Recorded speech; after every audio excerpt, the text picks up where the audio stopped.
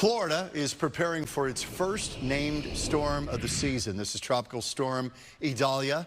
Idalia likely to strengthen to a hurricane, possibly a major one. Yeah, for people who live and work in this area, the tourists there on vacation, all they can do right now is wait and prepare as best they can.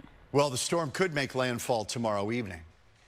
And yeah, we'll see what happens. But Krystal, as we talked about, Hurricane Ian not too long ago hit further south where this is tracking, and they're still cleaning up from that. So this would not be good.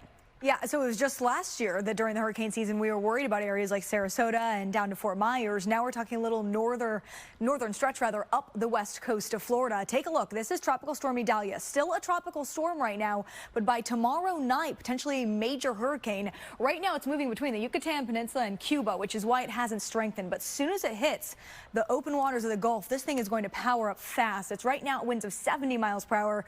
Hurricane strength is 74 miles per hour, so it's already almost there. Look at the new track of the cone of concern. This is put out by the National Hurricane Center every few hours for big storms like this.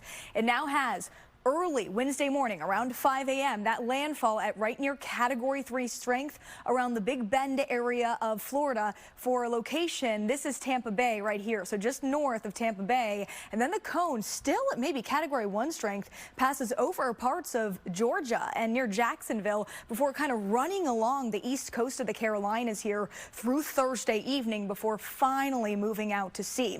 So let's talk about some of the impacts with Idalia when it comes to the winds. It's almost a guarantee from about Fort Myers to Perry that we are going to see at least tropical storm strength wind gusts. That's winds at 39 miles per hour or stronger. When we put the future gusts into motion here, our data showing that gusts are around 30 miles per hour, mostly the southern parts of Florida by tomorrow at around lunchtime. But look what happens into the evening. Now those gusts are picking up along the west coast of Florida. This is at 11 o'clock tomorrow night. And then overnight into early Wednesday morning, bam, there's those gusts at nearly 85 miles per hour at Cedar Key and nearly 55 miles per hour for Tampa. Still gusty right on into Wednesday afternoon and evening as well.